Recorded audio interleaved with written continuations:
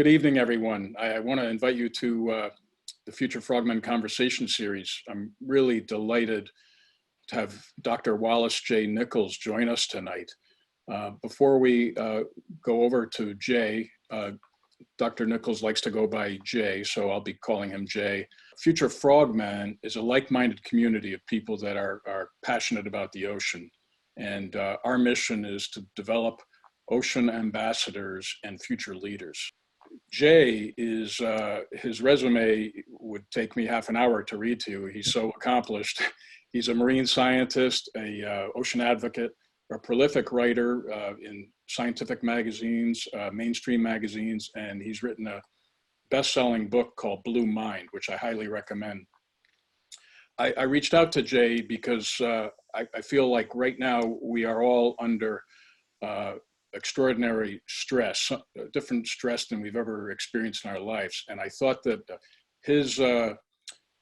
a conversation about what he knows about neuroscience, about water and the health benefits of that, and some of the challenges that we're all facing now, I thought could be rather therapeutic to us and quite fascinating.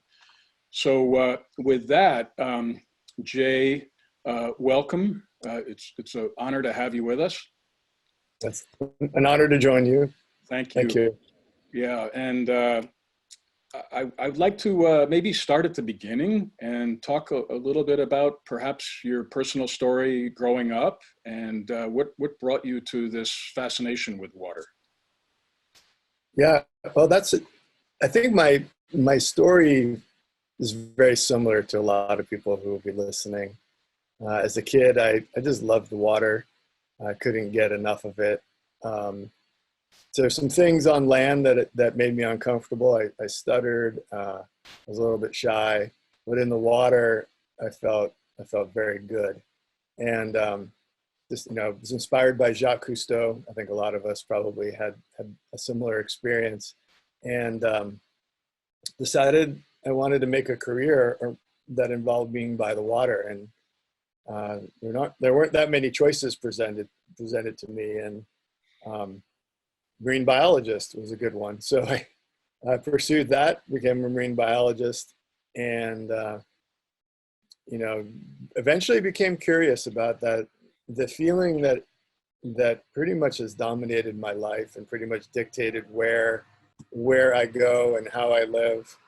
I wondered about that feeling that's just driven basically the whole arc of from my childhood throughout my life, and got kind of curious about that.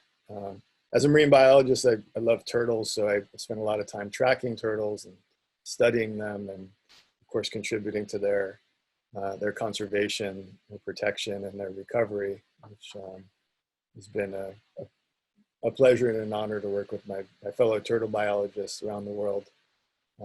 The last 10 years have been really focused on the question that you opened with, which is, what is it about the water, and particularly the ocean, that heals us when we need that, calms us when we need that, encourages us, builds our confidence, boosts our creativity. If you are into music, you can probably name a lot of songs that have been inspired and influenced by ocean creativity.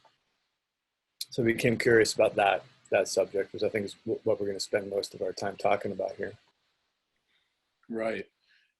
And some of your studies were at the University of Arizona, right? Yeah, so I did my PhD at University of Arizona. Most people think studying sea turtles at the University of Arizona doesn't make sense, but it's really not that far from the Gulf of California and Mexico, where I did a lot of my research. And did my master's at Duke University in North Carolina in marine economics, or natural resource economics and policy. My undergrad in Indiana, another well-known ocean location, at DePauw University. I learned to scuba dive in the quarries of Indiana, which I highly recommend if you live in Indiana. It's a good place to learn to dive.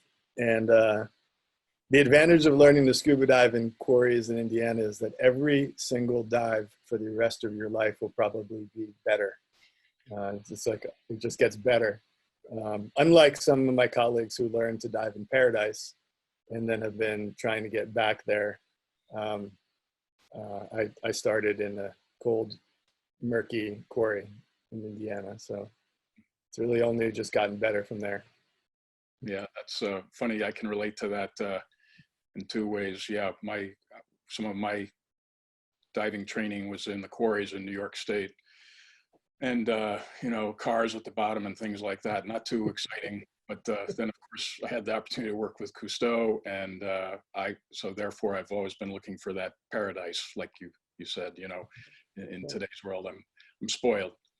But so tell us more about what drove you to water, though, because you've you alluded to it, but can you drill down on that a little bit? Yeah. So I as a kid, I was adopted and had, I wouldn't say major problems, but, I never felt quite certain where I was from, where I belonged. And I don't know if stuttering had anything, was connected to that at all, but I was kind of an introvert and didn't like to speak out loud, at least. And, but when I was in the water, I felt complete. I felt that's where I belonged. I felt held. I felt like the ocean, the water is my mother. People don't talk to you underwater. That's really handy if you're a stutterer. You don't have to answer any questions, so you just kind of, you can chill that way. And I know that at the time I didn't know other people who felt that way, but now, of course, there's lots of us who find each other. Who would describe their relationship to water as something more than merely functional or economic, certainly more than hydration and hygiene and work, something more along the lines of a best friend throughout your life. And so, I can look back on it, and I wouldn't have answered these questions the same way back then. But now that I've spent some time hanging out with psychologists and neuroscientists and behavioral scientists, I've learned that there's a connection there. We all spent 9.2 months underwater during the beginning part of our lives. You don't remember a lot of that, but you lived, a good long time underwater. It was dark and salty. It was called mom. And then you come out into the world, and my first experience was separation. I was taken from my mother and held for a little while and kind of in limbo before I was presented to my adopted family. And I'm sure that has something to do with the affinity I have with water, because every time I get in the water, I feel home, and I feel like that reconnection. And I'm not going to say it's a womb-like experience every time, but I've heard it described that way by lots of people. Metaphorically and literally. Yeah. Is that deep enough? That's I appreciate your sharing that with us. It's a fascinating story. Really appreciate that. Now, along the way, you got into studying the brain and neuroscience and how that relates to water, and you've coined some terms like blue brain, red brain, gray brain. Yeah. Talk to us about that. Yeah. So I, as an ocean scientist and marine ecologist and conservationist, I quickly recognized that no matter how much we learned about the reefs and the turtles and the climate and plastic, really all of these problems are human behavioral problems. And everywhere I went, I'd meet people who knew a lot about the animals and the ecological part, but knew very little about the human condition. I thought, wow, if conservation is really about human behavior change, there should be somebody around here who understands human behavior change. There should be board members and staff and scientists. They're called neuroscientists and neuropsychologists. They should be out here working on this, but that wasn't the case. It still really isn't for the most part. Most ocean organizations do not have a neuroscientist on staff or a psychologist. or on the board. They all should. That would be my opinion. So as my degrees are in, like I said, in economics and evolutionary biology and wildlife ecology. And so I'm no better. But I did recognize that I should probably start hanging out with and learn from people who study human behavior and the brain. So basically I gave myself another degree in neuroscience by doing online courses, attending every neuroscience conference I could possibly attend. Literally, when I used to swim laps, I would listen to the courses, MIT neuroscience courses in my ear, this waterproof headset. And so I'd get my workout in while taking my neuroscience class. And started to connect the dots between healthy humans and healthy water. And it turns out it's pretty intuitive, it's pretty obvious, but hadn't really been, from the therapeutic side, from the human health side, not a lot of people were thinking about water. And from the water and ocean, lake and river side, not that many people were thinking about human emotional health. It seemed like an important bridge to build. And it turns out it was. So that was about 10 years ago. We started this project called Blue Mind.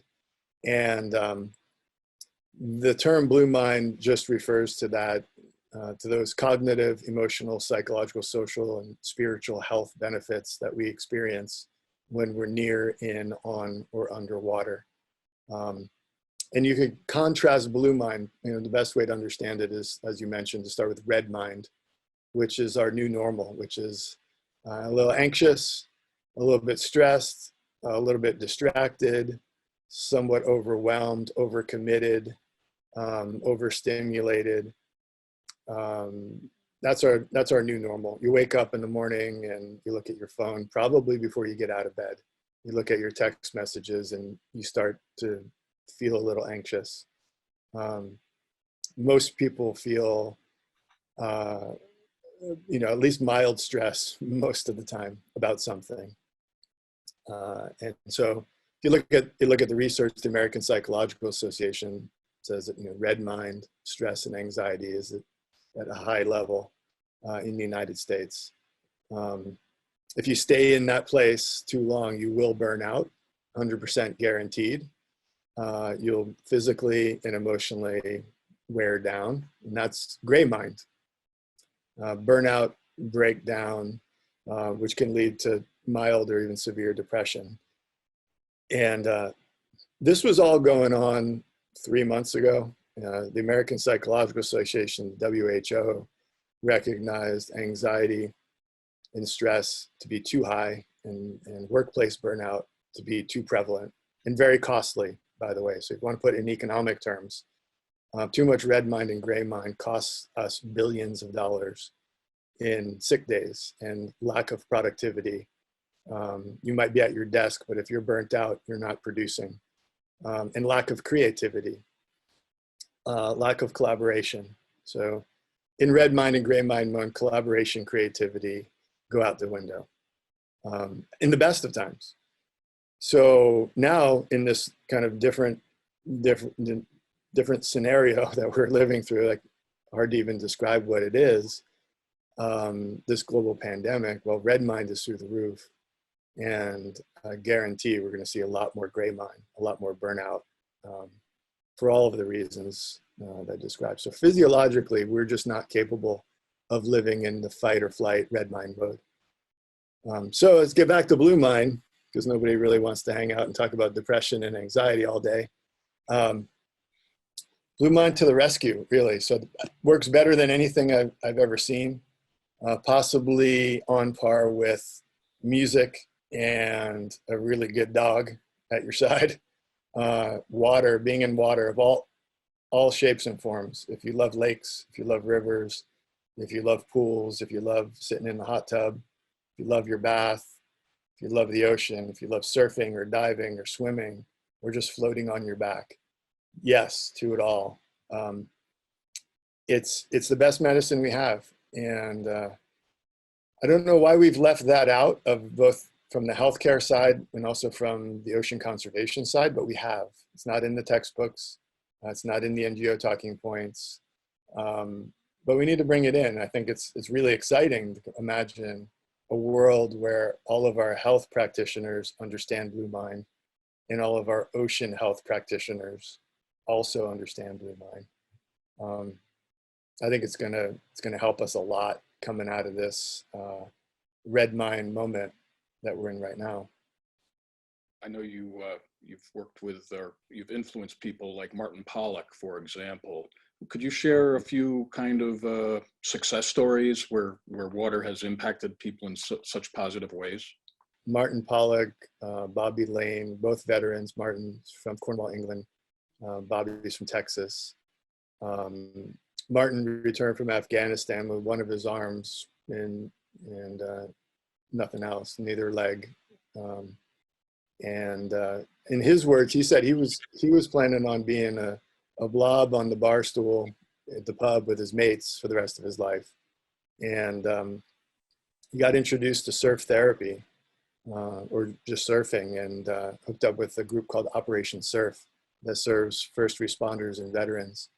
And got into it and got his head together, started working on his fitness regime, got a prosthetic paddle arm, and now he's out surfing with Laird Hamilton in Hawaii, and he's definitely a surf therapy ambassador. And along with Bobby Lane, who, you know, physically you would say, oh, Bobby looks fine, but he's a poster guy for post-traumatic stress, and nothing was working for him until he got a surfboard and caught his third wave and decided that he wanted to live. And prior to that, he didn't. And so both of these guys and people like them, men and women around the world who have experienced blue mine through surfing and diving and open water swimming and free diving and scuba diving and sailing and paddling, they become advocates for those sports. But I think even more important, Martin would say, I'm a trained warrior. I'm trained to fight and win. And our government spent a lot of money to train me to be a warrior. And now I'm an ocean warrior. And because the ocean gave me my life back. And so I am here to fight for the ocean. I want those men and women on our side for sure, for the ocean. And you know, there are groups like Force Blue that I've done a lot of work with who are special ops veterans, mostly dealing with some degree of post-traumatic stress. They all have aquatic skills, and they're reapplying those skills not to blow things up or rescue people, but to do coral reef restoration. And in the process, they're restoring themselves. So there's this dual feature of blue mine therapy along with service. And when you align those things, you know, if you do a surf therapy session, you combine it with a beach cleanup and ocean advocacy, it's incredibly powerful. And we build a bigger movement. We build a more diverse movement. We build a movement that can transcend political divisiveness, I think. And most importantly, we start protecting and restoring oceans and waterways with more effort, with a group of people with some pretty good skills. So that's some of the stuff that's most exciting right now is when we combine blue mine therapy with the service element, the restoration part. Turns out it's good for the individual to do acts of service. It's good for our brains. It's good for our recovery. Being in the water is good for us, and certainly it's good for our planet to have a bigger force, a force blue working, you know, on its behalf. So that's where I think we get the blue mine work really kind of makes the most sense, is when it's combined with the restorative elements. I can think it's not really happening much, and you know, I'm sort of surprised and disappointed in myself. But working on a sea turtle beach, if you've ever worked on a sea turtle beach, walking and patrolling and moving eggs and protecting hatchlings. It's hard work, but it's incredibly therapeutic. And if you've spent too much time in a city, I would prescribe a week on a turtle beach to fix what's wrong with you from that urban experience. And I think we're going to need a lot of, sea turtles need help, and people are going to come out of this phase that we're in needing a lot of help. And I think turtle beach therapy could be really a good way to do it. If people are willing to throw down a few bucks to spend some time saving baby turtles on a beach while taking better care of their mental health, that sounds like a really good deal. So you've already touched on a few things, but let's talk about this a little bit further. In today's stressful, high anxiety COVID environment, where people are even being prevented perhaps from walking on their beach, or surfing or what have you, what sort of thoughts do you have about that, and what can people do that are dependent upon that mentally and physically?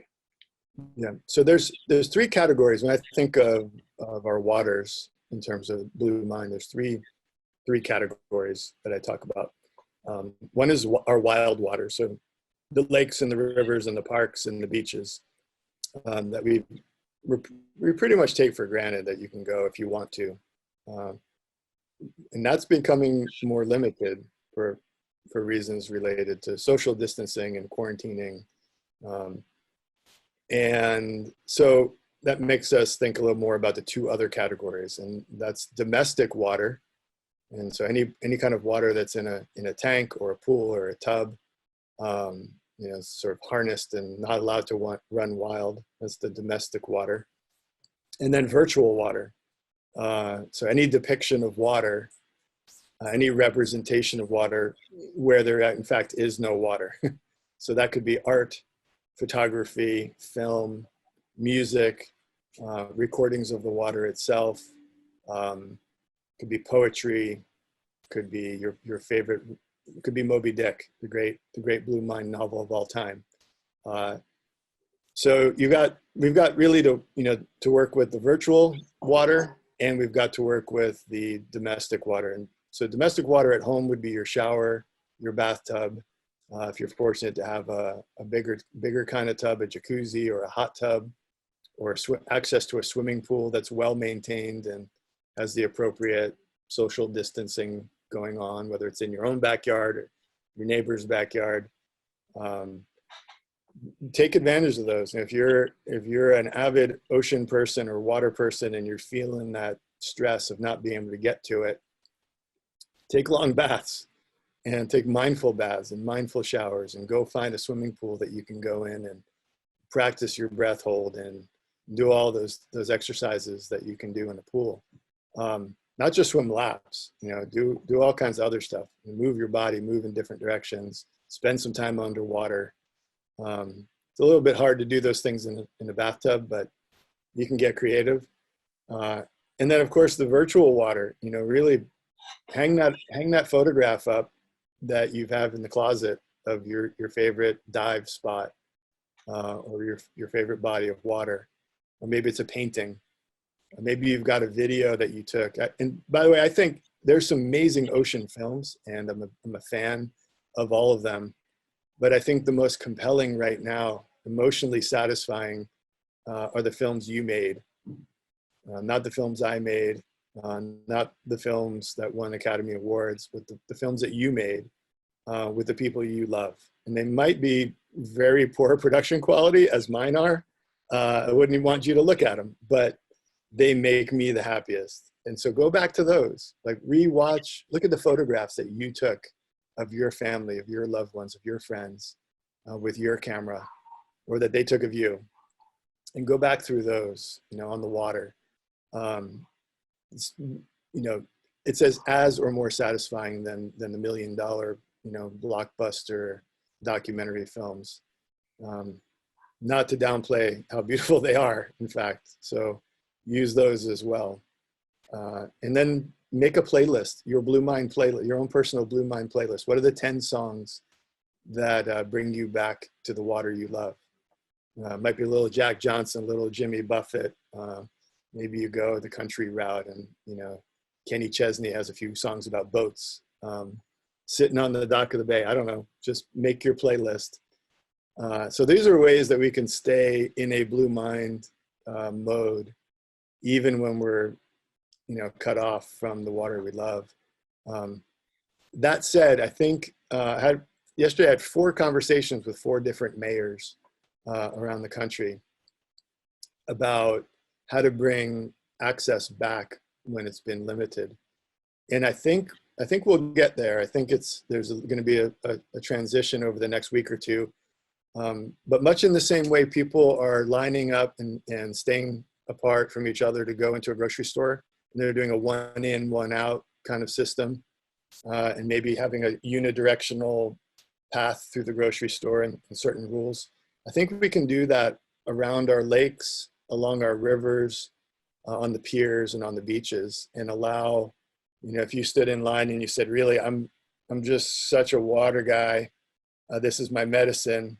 You get an hour walking on the beach. And then if you need another dose, another hour, you get back in line and you go another lap. One of the former mayors of a town in Arizona where my parents lived, they have a small lake in the middle of town, and people like to walk around it, and they've got it set up that you have to go one direction. There's a one-way path, and it's keeping people sane. They can't cut it off. They know that would be disaster. So I think just remembering that don't take your water access for granted. Take good care of it. Make sure it stays public. Make sure it stays clean and healthy. That's one of the reminders that I'm going to make people aware of as we come through this. You're passionate about the blue marble, so I'd like to ask you to speak about the blue marble. Yeah. So the blue marble that I have handy right here is this one on the spine of my book, and it looks just like the ones that we hand out, right? The last chapter of this book describes why we've shared blue marbles. And it's just, it really, over the past 10 years, we've shared blue marbles with millions of people around the world. And it's really the symbol of this conversation of the gratitude we should have for all of our waters and for the people who work to protect and restore them. And back in the day, meaning 3 months ago, if you got a blue marble, you were asked to pass it on to someone with some words of gratitude. Right now, we're saying, hang on to it, keep it in your pocket, and we'll come back to the time when sharing the marbles is appropriate. But starting tomorrow for Earth Month, we're doing a simple online campaign. We're asking people to share a photo of someone they want to say thank you to every day, and tag them and as a virtual blue marble, or share a photo of a blue marble and tag them and thank them. So thank somebody every single day for the next month for doing what they do to protect and restore our water planet, for doing good stuff to keep this place healthy, and use the Blue Mind hashtag so we can all follow each other. That's the goal. And whatever social media platform you may or may not use, or just send it via email. Send a note to someone and say, thinking about you, thank you for your work. Here's a blue marble, pass it on. And in that way, we use I think it's one of our superpowers, gratitude. Saying thank you and really meaning it is a powerful motivator. And shame doesn't work nearly as well. Fear and guilt and yelling have their role, but I think gratitude and kindness really are the things that get things done. I'll go so far as to say love is really what it's all about. The people like you who just are unstoppable. It's not because of a financial incentive. It's because of love. It's a deep, heartfelt, emotional, personal connection that makes you unstoppable. And so let's figure out ways to make more unstoppable people like you. That's really the goal here. And I think Blue Mind is part of it, you know. Yeah. Well, that's very kind. Thank you. Captain Cousteau, one of my favorite quotation of his was "protect what you love." So that's spot on with what you're saying. And thanks for all those great tips for us and other people that will be viewing this. Jay, I think you're doing fantastic work. This is Tom Gonski. I live down in South Carolina and by Charleston, and I really appreciate what you're saying. I want to add some of the blue. You know, I think I've got a blue mind, if anything, compared to you mentioned the red or the gray. I like to add marshes to that water. Absolutely. I do a lot of hiking, Jay, and thank goodness that I live in an area here that's so beautiful. You talk about the sea turtles. I get a lot to an area over here at Edisto Beach, Edisto Island. It's called Botany Bay. I don't know if you've heard of that, but it's one of the most beautiful places. My wife and I walk, and loggerheads come in there every year. And it'll be 800 to 1,000 or more sea nests, and they'll protect those. And they have people there that walk around, and they're retirees at Edisto Island that will mark them securely. And so your points are really well taken. I do a lot of hiking along Edisto Island, Botany Bay. I'll go for hours alone and not see a person. I like to add swamps. I do a lot of hiking. There's water out there in swamps. Some people you're never going to see, other than kind of like me. I go just for the beauty and there's water out there. There's different seasons of the year that are just incredibly beautiful. I'll hike around the salt marshes around South Carolina, pretty much around here, within an hour of Charleston. So your points are really well taken, man. I grew up in northern Wisconsin by Lake Superior and moved to Southern California when I was really young. And my dad, as he was shaking my hand leaving Superior in my car, he goes, "You will always be by water." And our fathers can really at times, set the course. And here I am by water. So anyway, thank you, sir, for your presentation. You're very welcome. And I totally agree with you. I try to be as ecumenical about water as I can. And so the swamps, the bays, the wetlands, everywhere I go, I ask people, what's your water? And then just listen to the stories. And they're so wonderful and so rich. And it could be a farm pond with, 10 feet deep, and it could be a creek, could be ice and snow, could be a swamp, whatever it is, could be a little pool. People have fond memories because it's a place. I can tell by the look on your face when you're telling your water story, how important it is to you, to your social life, to your mental health, to your physical health. And our goal is to make that common knowledge. I would like every child in school to learn not just the water cycle, which is important, but the blue mind cycle, and how from birth through all the way through death, water is your best friend. If you've lost a loved one, you know that mourning and grieving by the water is helpful. People love having their request to have their ashes scattered by the water they love for a reason. And we should talk about this stuff more, because I think the result will be that we will value our marshes and our wetlands and our creeks and our bays more when we have a more robust conversation like this. And so thank you for sharing. One day out of high school, I got on the Great Lakes as a deckhand on the Great Lakes freighter, and I sailed 5 Great Lakes, and there's a lot of fear out there. So, sir, when there's fear that you're out there and you're in choppy Lake Superior, Michigan, or whatever, you think this could be it. But the calming sense of, hey, this is one step away from the edge is very calming. Fear can calm. Yeah, that's true. That's a good point. And when we talk about red mind and blue mind, red mind's not all bad. Red mind is extremely useful. Yeah. Red mind will keep your butt alive. It'll get you out of trouble. It'll get you to the finish line. It put us on the moon. But if it's all you have, if you live in fear all the time, you will burn out, 100% guaranteed. So the challenge is to move from red to blue and know when you need to, and to stay out of gray. And I learned from working with our veterans that a lot of them live in red mind and toggle into gray mind, and that's their life. And that's how, that was the training. And actually it's their comfort place is red mind. And it's a whole big process to get it so that they're moving between red and blue rather than red and gray.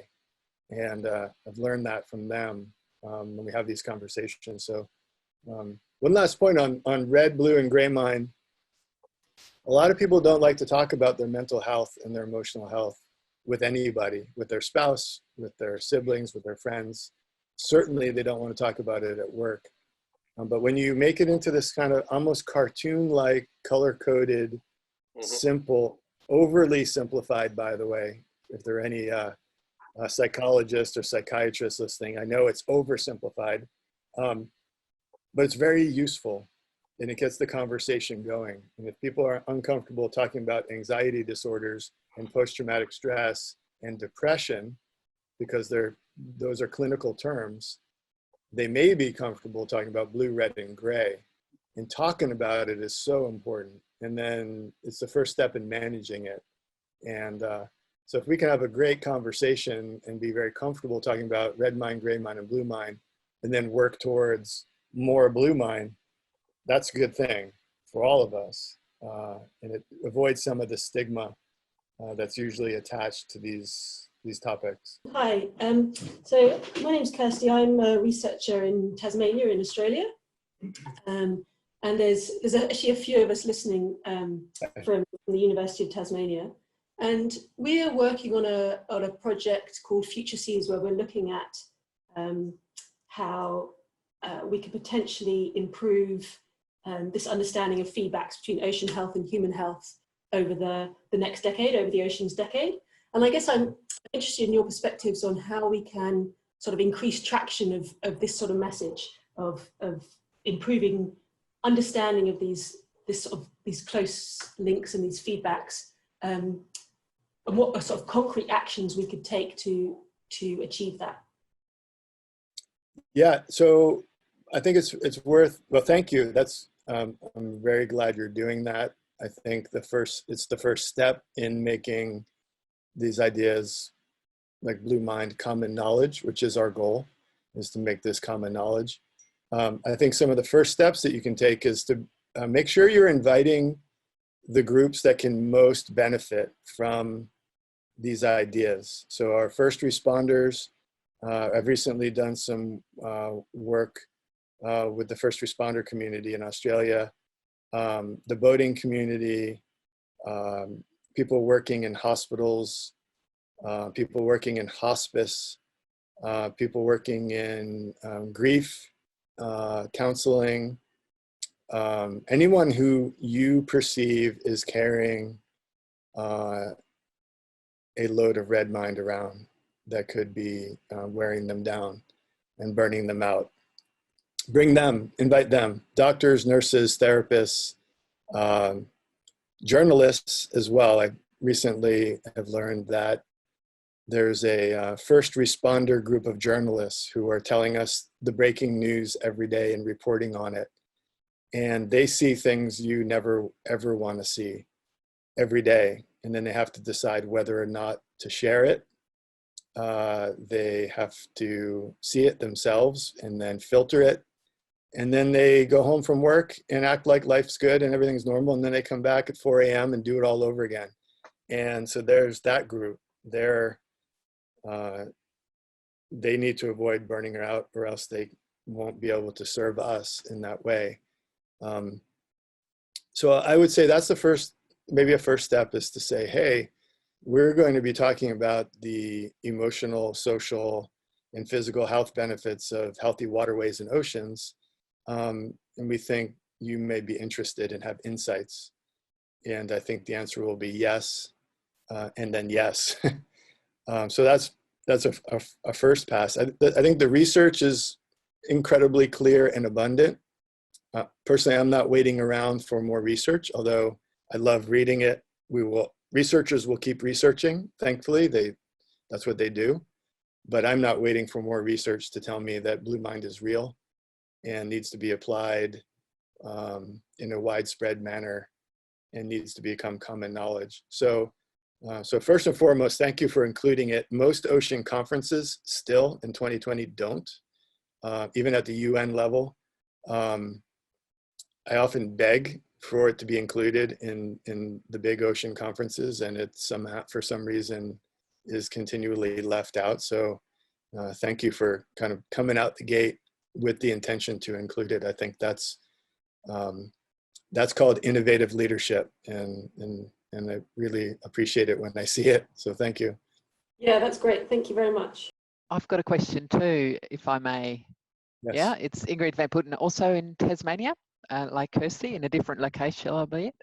Yeah, I had a question about experiential aspects of the Blue Mind, and I was thinking about your comment about the health profession and people in emergency services, etc., who sometimes may not be able to actually get access or direct experience of the ocean or the swimming pool or anything to do with water.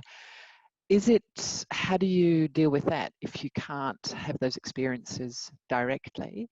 And you probably cover that in your book, which I admit I haven't read yet, but I will. Do you have any comments on that? Yeah, so I think all waters are useful. So it's the lakes, the rivers, the oceans, the wetlands, the creeks, the ice, the rain, the puddles, the ponds. That's all the wild water. And then the domestic water, the water that's in your home, the water that's in your tub, in your spa, in your hot tub. If I was an emergency room doctor or nurse or frontline healthcare worker, I would invest, I'd get rid of my TV and I would invest in a hot tub. Absolutely. Not just for my sanity, but for my whole family. So domestic water of all kinds, if you're lucky enough to have access to a pool. Personally, I think every hospital should have a pool for patients and for staff, because there is not much better therapy than being in the water. That's a bit of a vision for the future. There are some hospitals that have done it, and it's great. I have a colleague in Israel, and her hospital has a pool, a therapy pool that's always active by a whole range of patients and staff who need it.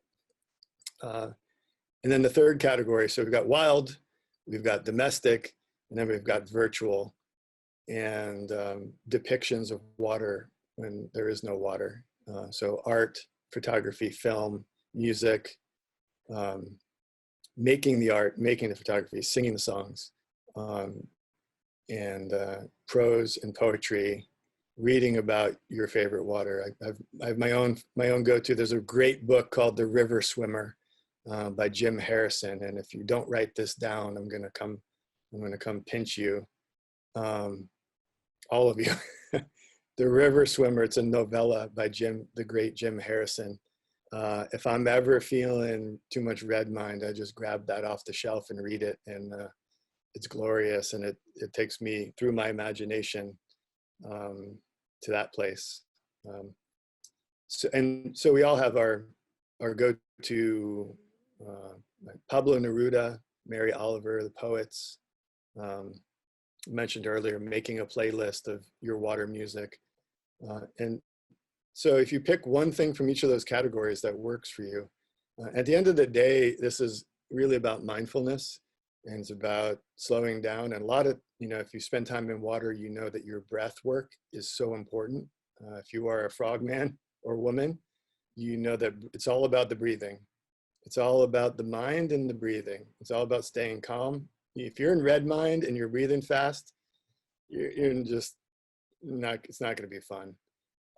So learning that in the water and then transferring those skills, those breathing skills, into the air, onto land, are really helpful. There was a moment, this is a few years back, when our president of the United States was Barack Obama, and somebody asked him, how do you keep your cool?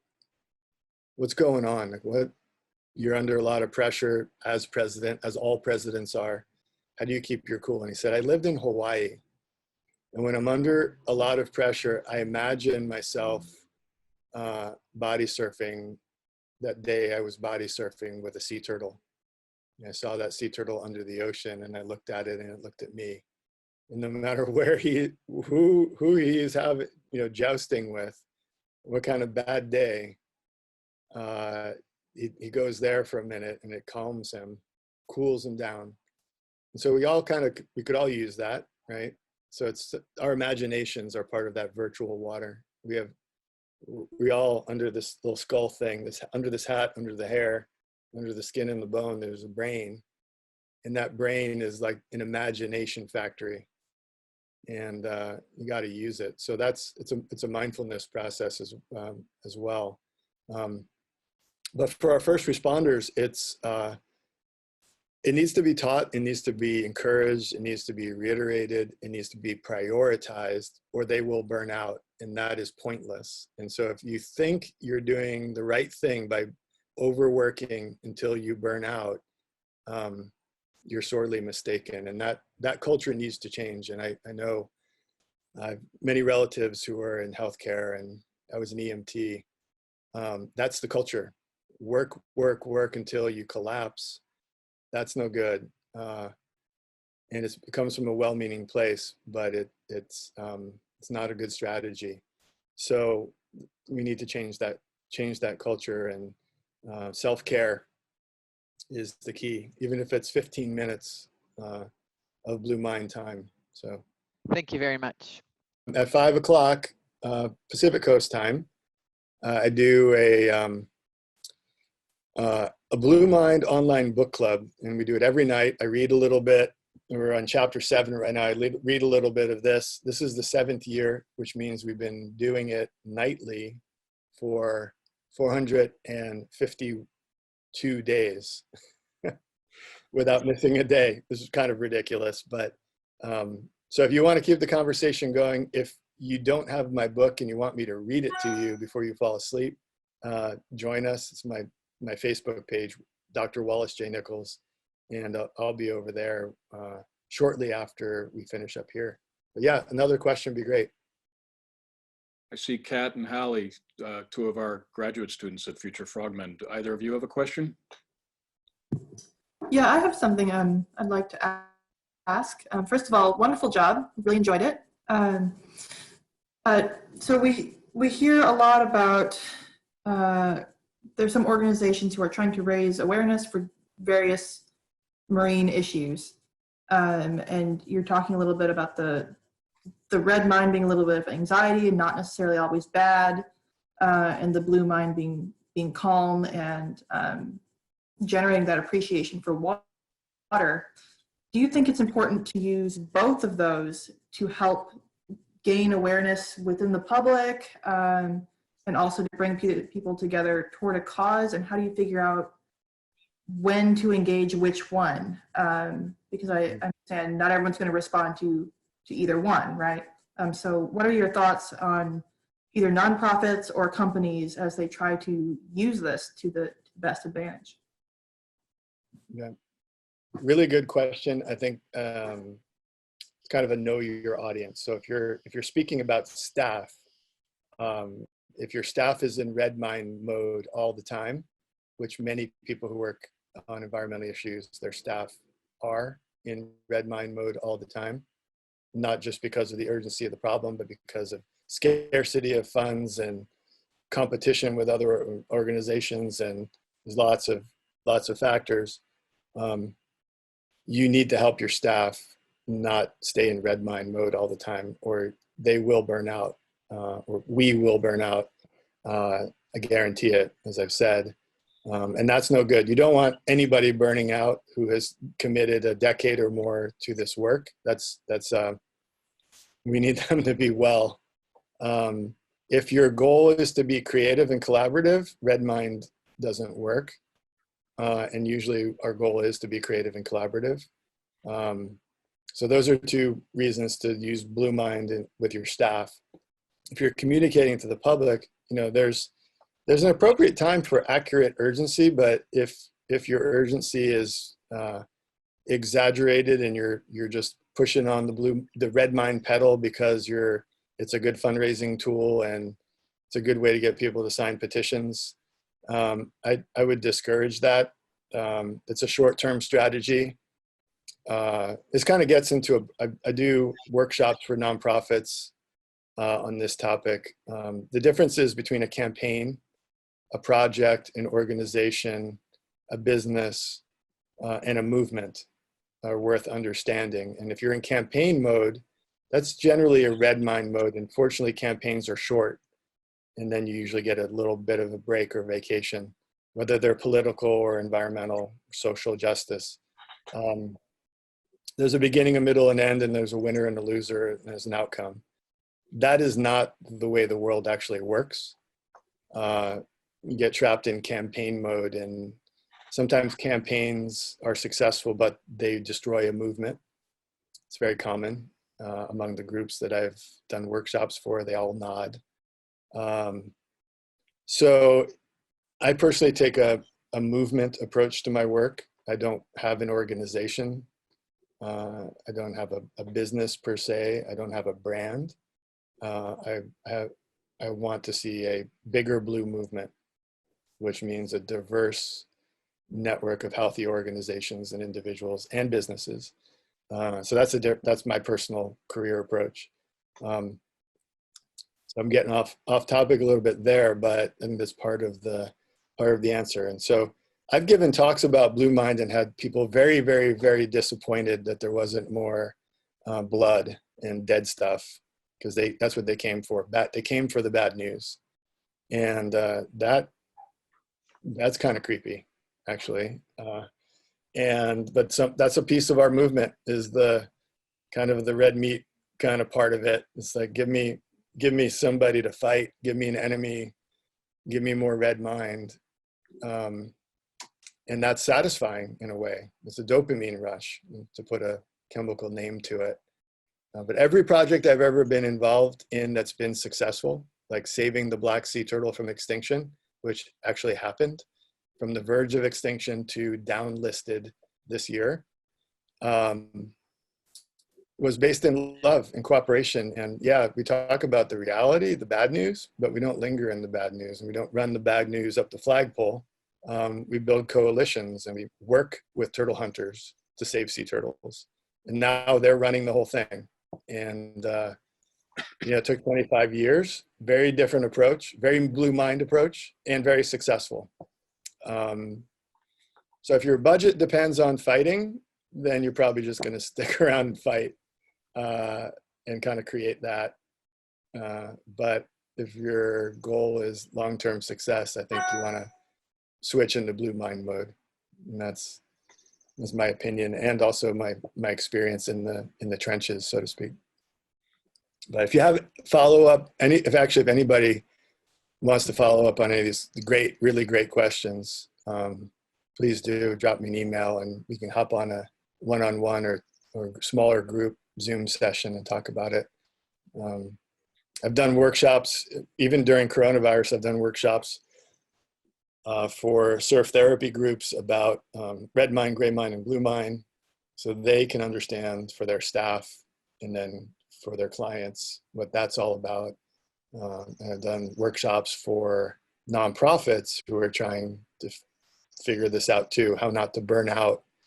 Yeah, if you thought things were tight in January, things are way, way tighter now. And in 2 more months, it's going to be even tighter. And we still want to keep doing our work. So creativity and collaboration are important. Your brain doesn't do creativity and collaboration in fight or flight mode. Just a fact. You can try, it doesn't work that way. And so how do we collaborate more? How do we get on the same page? Maybe we blend some organizations together. I think this is a great time to say, hey, there are 6 of us doing the same darn thing. Our names are almost exactly the same. We have a lot of redundant overhead. What if we merge? And that's an act of humility and collaboration. And if you have that, then that's one way to approach it. Jay, thanks. Out of respect for your time and your Facebook event, I think we should end, but this was extraordinary, and I'm so thankful that you took the time to meet with us tonight. I look forward to following up with you, and thanks so much. It was really extraordinary. Right, thank you. Very my pleasure and honor, and great to meet everybody. Thank you for really very, very good questions.